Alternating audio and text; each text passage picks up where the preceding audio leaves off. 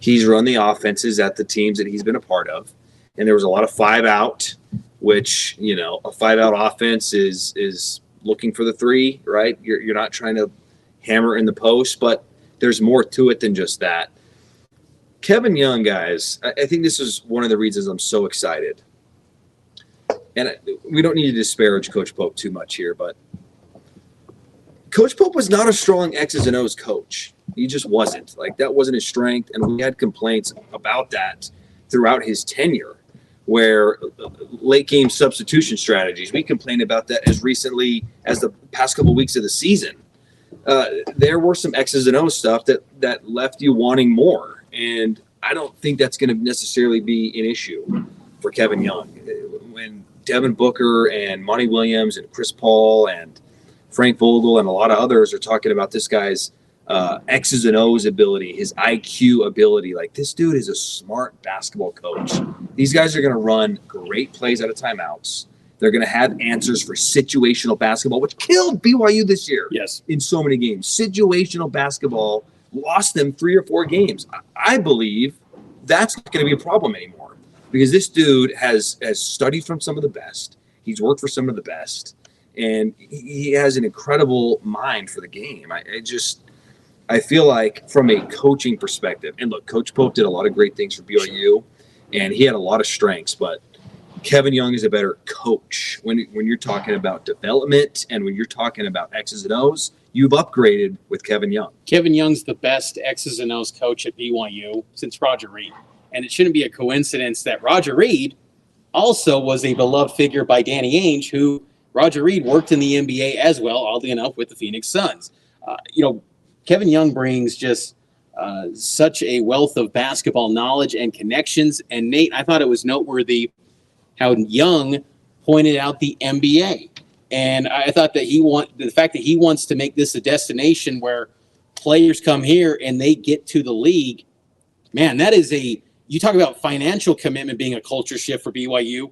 Talking about BYU being an NBA hotbed, easier said than done, but I think that's pretty exciting for Cougar fans. Yeah, absolutely. And another thing, and he could sell that too. That's the thing, because Mark Pope could not sell that. Yes, Kevin Young can sell it legitimately on the recruiting trail. Right, and we've seen that this week. I mean, the comments that we talked about from Booker, talking about how he wanted to play for a coach like Kevin Young in college, and I think him with the relationships, I'm really anxious to see who he hires as assistant coaches because I think that's going to tell a lot of, his connections are real. This really can take BYU to the next step because I think we were happy with the assistant coaches BYU's had in the past, but I think bringing on people maybe like a Barrett Peary as an assistant coach who was in the head coaching race. There's obviously been talks about Chris Burgess. I don't know if he's still going to be interested in an assistant coaching spot, but I'm really anxious to see how his relationships translates to getting guys in the portal, getting guys out of the portal like a Dallin Hall and a Richie Saunders, getting coaches who have good experience, whether it's NBA guys or college guys. I feel like this is a perfect situation with NIL, with the transfer portal for this kind of coach, because you don't have to bring in high school players and hope that things turn around in 2 years. This is something that, even though it'll probably be a completely different look than the BYU team that we had this year, it could be a different roster, different offensive sets. It can still work because I feel like with the transfer portal, he's able to get who he wants immediately, plug them in play, and get things rolling. I think what's also exciting, guys, is that you now have, the momentum that you built in year one isn't completely wiped out. You still have that belief and that hope that BYU can be in the upper tier of the Big 12. Again, I'm kind of taking a more reserve role just to think, I can't believe we have switched spots. I feel like it's going to take time. I feel like it's just going to take a little bit of an adjustment period because, I think I want to see how the roster comes together because at the end of the day, you got to have personnel. And I think right now the roster is a little bit light. And it was positive to see Dallin Hall here. It was positive to see, I think, a lot of the current program still here. We saw coaches Nick Robinson. We saw Colin Terry. We saw Nate Austin. We saw pretty much all the grad assistants. We saw Foose. We saw pretty much the guys that could have easily the last 5 days said, I am out. Get me out of here. I'm moving on, especially from the player front. And the fact that they were willing to stay and hear out this message, I think it's interesting. Now, it could change in 24 hours. They heard what they wanted to hear, and they're like, I'm out of here. I'm going to the portal. Right. That could happen, and more power to them. Do what you got to do. I think that BYU basketball, all the momentum that was built in year one will not be wiped out. As Tom Holmoe noted, credit to him and this administration, they are in a position of strength, and it feels like being in the Big 12 catapulted this and made it happen. There's no doubt about it. And I really liked hearing Kevin Young talk directly about what an achievement it was last year. The season did not end the way that we wanted it to. They got, run off the court by Texas Tech in the Big 12 tournament, and then Duquesne, tremendously disappointing. But I did not believe that they would be in the NCAA tournament. That, to get back on that track with a team that had a lot of guys that can come back, and that's still the case. I liked hearing him acknowledge that. I'm sure the players liked hearing that. Number one priority, he said. Number one priority, retaining those players, which that was music to my ears, because if you get Hall back, if you get Richie Saunders back, you got a really nice group there. And then you only need 2 or 3 people in the portal to finish out the roster. And I still like some of the guys that maybe take a lesser role on this Kevin Young team next year. But if you get Noah Waterman back, I'd love him off the bench. Yeah. Atiki, I think he can be a rotational player. Townsend Triple, he had some rave reviews at points last year. Dawson Baker, I saw him tonight too. Yeah, he was here. Put him walking around, no boot. Right, putting him in the starting lineup. So we do need to see what happens with the roster, but let's just assume, because there was a great report, Mission, you had in Kessel Sports on Dallin Hall and his entrance into the transfer portal and what he was looking for and who he's been reaching out to. How do you not buy into that, man? I just don't know how you don't buy into that. That you reported that Hall wants a path to the NBA. Yes. This is the path, right, man. This is the path. And it was interesting too tonight. So we see him here at the Marriott Center, but Kevin Young gets around to the facility around 6:00. He addresses the team, waiting in the Marriott Center Annex parking lot. As I pulled up, it wasn't any sort of Volkswagen Jetta deals. You're notoriously early to these things. I'm notoriously early, but and that's just a joke about the Jetta thing. It's a BYU lore. That's why I brought it up. But Dallin Hall's in the parking lot and he's getting ready to, he wants to hear from the coach. And I thought just the fact that he's there, he's around this thing, he's gonna have opportunities. Just reported today that Oklahoma, St. Mary's in the mix too. They've contacted. So there's more programs wanting Dallin Hall. The list is growing, but why not be here at BYU? And I think what helps Kevin Young too in assembling a roster, and I think it's always been a strength of BYU, no matter who the coach is that you do get guys that truly want to be BYU guys. Right. And I think that helps. And look, Kevin Young's inheriting a program too that's not some, down and out program. Like BYU basketball, you win at this job. Since Stan Watts got hired in 1949, every coach here has had at least 3 NCAA tournament appearances. The only one that didn't was Mark Pope, but he would have had 3 with the COVID year. You're right. You win at this program. That is the standard. BYU is a top 20 winning program. Kevin Young is going to have success. I'm just willing to give it a little bit more patience, though, because I just feel like the Big 12 is going to be unreal next year. And, if you're the 10th best team in the Big 12, you still might be a 7th seed in the Big Dance. Yeah. So that's all I'm trying to get at is that. But I love the potential, and I love that Power Conference affiliation has allowed BYU to open up the books a little bit, the resources. You got inspired donors that want to be part of this thing. We saw Ryan Smith here tonight. BYU they're ready to compete. And I think for that alone, Nate, I think that is something that Cougar fans love hearing. Whether the wins or losses, however it shakes out, they feel like this university suddenly wants to go chase titles. Yeah, absolutely. And we saw that this past year. They beat Baylor, they beat Iowa State, they beat Kansas. They have the potential. They can do it. I think the thing that I struggled with at the end of the year was watching Texas Tech and watching the Duquesne game. As soon as things got physical, we knew BYU was going to be checked out because the way they played, they had to have shots falling. They couldn't be pushed around and pushed out of screens. And Ali Khalifa basically disappeared at the end of the season because BYU was not able to complete cuts to the basket and that sort of thing. So I think having a coach with an NBA background and offensive mindset, that's not going to be an issue. And I feel like BYU is not going to be in the same situation they were in against Duquesne. And that's going to translate to more wins maybe in the NCAA tournament. 2 gripes that I've had multiple times over the past years I think is solved. And I might be giving Kevin Young too much credit here. We'll see when the season comes, but I just feel like you cannot rise to the heights that you do at the college level if you're not good in these areas. We already talked about situational basketball. One thing that really bothered me over the past couple of years was there was never a set rotation. And some of that this year was due to injury. I get it. But there was a lot of tinkering too.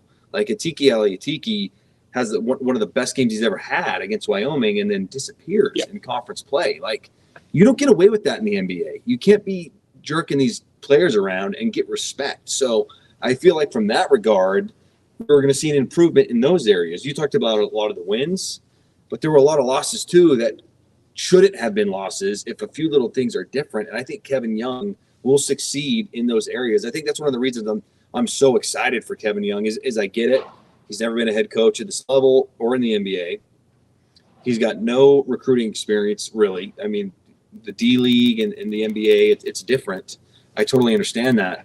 But you're getting such an upgrade from the coaching perspective. And then what I heard tonight, he's relatable. Is he as charismatic as Coach Pope? He's not, but maybe that's an upgrade in some respects. Maybe there's more buy-in because there's a more genuine relationship being built from Kevin Young than what you had with Coach Pope. So I just feel like there's really nothing to like. And to your point, maybe it's a slight step back because of the competition and from the roster construction perspective.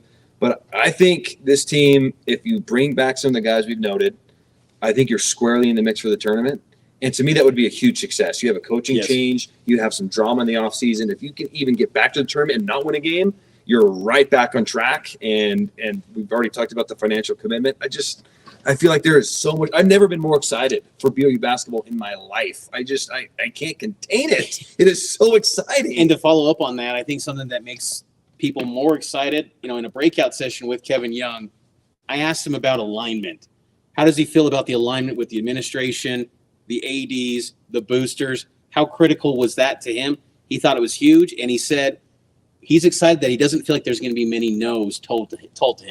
Wow. Think about that. I mean, think about we've talked so many times about resources for Kalani, who was here tonight, and that was pretty cool. Those two dapping each other up, like Kalani daps up everyone, but like you can tell that they instantly there's a friendship there, and that's been the case with Pope and Kalani too. But Kevin Young said, I don't feel like there was many no's so far, and he feels like this is going to be a lot of alignment to where they move forward with this thing to achieve greatness. And I love a coach that's saying, chasing national titles. And look, he's never been to a Final Four, but you got to aspire for it. You got to chase it. And I just like the attitude that he brings, and it'll be kind of businesslike. It doesn't feel like he's going to be this, like, oh my gosh, like this big voice, but man, he's just going to be business. And I love too the little tidbit he mentioned about recruiting, and I tend to agree with him, guys, is that recruiting is becoming a lot more like the NBA, where you're not saying, hey, when you're in 8th grade, let's offer you and then let's recruit you for 5 years. Those days are over.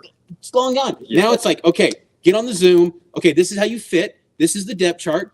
Okay, talk to this NIL collective person if you need to, because coaches can do that. That's above board now. Like, right. I know that's crazy, but it's above board. Talk to this person, and this is where you don't have to say, here's the biology center where you will be for 48 hours a week. Like, those days are done. So Kevin Young can be with the Suns and go on Zoom calls and still recruit and still recruit at a high level, because that's what college basketball recruiting is today. It's no longer what's the campus like, what's the facilities like, let's get you here, let's show you the buildings, oh, look at the mountains, you can go skiing. No, it's how can you get me to the league? And I loved that Kevin Young embraced that. It was like, all people want to know is how do we get to the next level? So he can speak to that. That's a huge part of recruiting, NIL, which I think, we've talked about this before in the show, but is BYU going to do what Indiana did earlier in the week? No, they're not just going to be paying out their bums for people, but they're going to compete. Yep. They're not going to be left behind in that regard. So you've got adequate NIL. You've got a coach now who has the most and best NBA connections and experience you've ever had in the program by a long shot. We've never even been this close to the NBA. And then I also like, too, that he's young. Like, I think he's going to be able to relate to these dudes. I think that there will be a shared camaraderie with the grind on how you get there. Like, I started with the Utah Flash, and I worked my way up. Like, and now I know what it takes to get there. I'll help you get there. That's all you got to do, and you can do it on Zoom. So, like, I'm with you. I'm not really that worried about recruiting. And, hey, let's have this conversation in 6 months when we know what the roster is. But as of today and the landscape of college basketball, this would have been so hard in 2004. It would have been a steep climb. But in today's day and age, it's not steep because it's not about, hey, I want to send my son to someone that I know, and you take care of him 4 years. No, it's like, you got the bag? Can you get to the league? Like, it's hard to hear. I think it's hard for fans to hear that because you still want to keep that college element. But, hey, if you can get that kid from Stanford, Stojakovic, focus on NBA. Focus on depth charts. Focus on how I'm going to use you. Can you imagine and put him in the program? Slid him in? Assuming Jackson Robinson leaves one way or another, he comes in, and you got Dawson Downhall comes back. And, I mean, geez. That's fun. You know, BYU's always been a place that can get players that you wouldn't expect. Like, it's not Matt Harms. They've always been able to. Even, Coach Rhodes got some big hitters before. But I like the potential of Kevin Young. What about you, Nate? Yeah, I agree. We have a couple questions from the chat. Okay. First one is timeline for assistant coach hirings. I think it's going to be the latest. I'd say probably May 1st, the latest, because that's when the transfer portal closes. But I think it's got to be within a week, I would expect. He talked about that in the press conference, how the priority number one is the players, but then his second priority, and I'm paraphrasing here, but he's like, I've basically been on my phone for 3 straight days. Like, the staff is the next most important thing. So I'd be shocked if it wasn't cemented well before May 1st. Yeah. Like, it's important to get that locked in. And I point out May 1st just because the portal closes at that time, but it's going to be quick. And the thing is again, when you're talking about, he said he's not getting many no's when it comes to what he can do, that helps the efforts. Because before it's like, well, this candidate makes sense because in the assistant pool, you don't have to get an LDS guy. Right. And, in the past, it might have been, well, we're in the WCC, don't pay as much. Not going to happen. Well, feels like anything's possible. And let's also connect the dots here, too, guys. Kevin Young is making a lot of money. Yes. He's got a long-term commitment. You wouldn't pay your head coach that much more money if you weren't going to also put more resources into the staff. Right. I don't think he takes the job. If it's like, hey, we'll pay you a nice amount of money, but your staff, it's going to be bottom of the big 12. You better be hit up LinkedIn to find these guys. Zip Recruiter and keep that thing cheap. That's why this is so exciting. Yeah. Because it's not just Kevin Young, guys. It's the whole program. It's being elevated. You heard Tom Holmoe talk about it today. They're taking it to the next Shane level. Reese said that too. Yeah. I was like, whoa. Hey, before we get to more questions, I think that's an underrated tidbit here. BYU president Shane Reese. He's the man. First head coach hire under his watch. This guy feels like I think he's the best president from like a sports fandom side since Rexy Lee. Yeah, and he was a diehard sports fan. He loved BYU sports back in the day.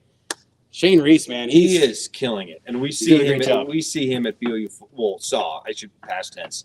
Every media availability we had in the spring. Oh yeah, he was there. This dude loves sports, and this is a commitment to competing at the highest level. Keep it rolling, baby. What else do we got? Next question: how many more players do you expect to hit the portal? And I'll add, do you guys think there's a chance that we can see Dallin Hall or Richie Saunders exit the portal soon? I think absolutely with Dallin Hall. I think that, and Richie Saunders too.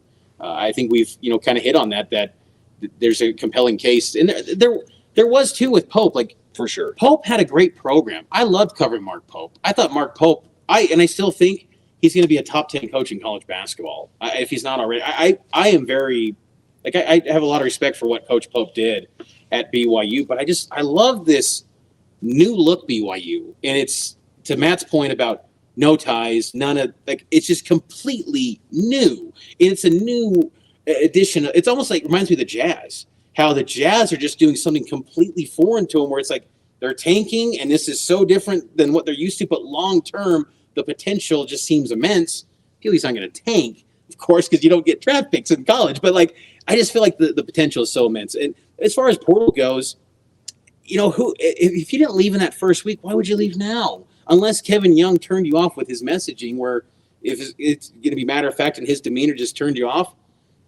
I don't. What you saw tonight, how could you turn that down? Totally. Now you're going to get more resources. And I was talking with someone that was close to the program tonight or last year's team, it's like we had a lot of resources last year too. It's continued to level up in the Big 12 era. BYU continues to just grow this thing. And so I think the whole resources thing coming into this coaching search maybe was a little bit overplayed because the program right now feels like they already had resources. Now it's only going to grow. Yeah, I think I would actually be shocked if Hall and Saunders left at this point, just because Richie left after Pope went to Kentucky, and his verbiage was specifically talking about the instability of the program. Lights out, baby. Yes, this is great. Here we go. We'll let ourselves up here a little bit. This is happening. This is fantastic. Is there any? Can you even see us now? I'm the one talking. But There's a scoreboard behind us. I don't know if anyone realizes we're here. This is amazing, guys. The lights have been turned out on us. We've been through. We're just telling ghost stories around the Kevin Young campfire. This is great. Light up here. It's Scout Camp here with Cougar Sports Saturday. Yes. Camp Tomahawk. There we go. Camp Marriott. All right. We'll put some final thoughts onto this. Yeah. We're back to Hall and Saunders. Yes. I think there was a lot of instability, and they didn't know what was going to happen. And now you have, you didn't feel like Saunders' messaging was kind of like goodbye BYU? No. He wasn't here tonight. He was not here tonight. I don't feel like it was. I truly believe, based off everything that I read on his post, that it was, I don't know what's going to happen. Sure. My so heart hurts. I need to go figure out what I need to do next. Well, now, and that's why the timing of this was so important. You get a guy in here, and now we can get to work on selling his vision. But Dallin Hall being here was certainly noteworthy. If you're done with BYU, you do not come to this. So that doesn't mean he's going to come back. But I was all in tonight. I loved what I heard. I thought he had a good vision for the program. I loved his emphasis on offense, on getting guys to the league, relationship with players. And when you draw a book and you're like, I got a clutch. I don't know. If I'm a player, I'm like, I'm willing to stick around and see what this is going to be. I could be wrong, but we'll see. But I did not come away from that turned off. Like, oh boy, no experience. He doesn't know what he's doing. I felt the exact opposite. What other questions we got? We had one more. It was if they were asking if Kevin Young pointed to any specific NBA players that he's helped develop during his career. Devin Booker was the one he mentioned tonight. I think you don't have to go far to Grayson Allen getting that extension with Phoenix. Great point. As a career 4 years, $72 million, wasn't it? Yeah, 4 years, north of 70, the 7 percentage point jump in 3-point percentage. He leads the NBA in that category. Grayson Allen's not young. He's like in the middle of his NBA career. He's got that look about him where he looks like he's 25, but then he also looks like he's 40. Right. And it's like he got gray. Like it's kind of crazy. So Chris Paul has spoken highly of Kevin Young. I know that he's not with JJ Redick. JJ Redick as well from his time back in Philadelphia. Mm-hmm. So the list is, I think, endless in terms of NBA connections, and I think that's going to pay dividends. And not only that, but NBA guys, the way that the NBA is playing today, like the 3-point shooters, the offensive players that fit today's NBA. And I think that's what's so exciting too, is that he embodies what the NBA is all about now. And he is 4 steps ahead. I remember there was a quote once a couple years back when Mark Pope said, Danny Ainge, the great thing about him is he's always like 5 steps ahead of everyone in basketball. Danny Ainge knew 10 years ago that Kevin Young was going to be awesome. Side note, did you buy when Danny Ainge trying to act like he didn't know? Yeah. Not at all. Oh, that's a great hire by BYU. Awesome. Good job, BYU. I had no idea. Yeah, that was some good acting. Hey, final thoughts, Nate?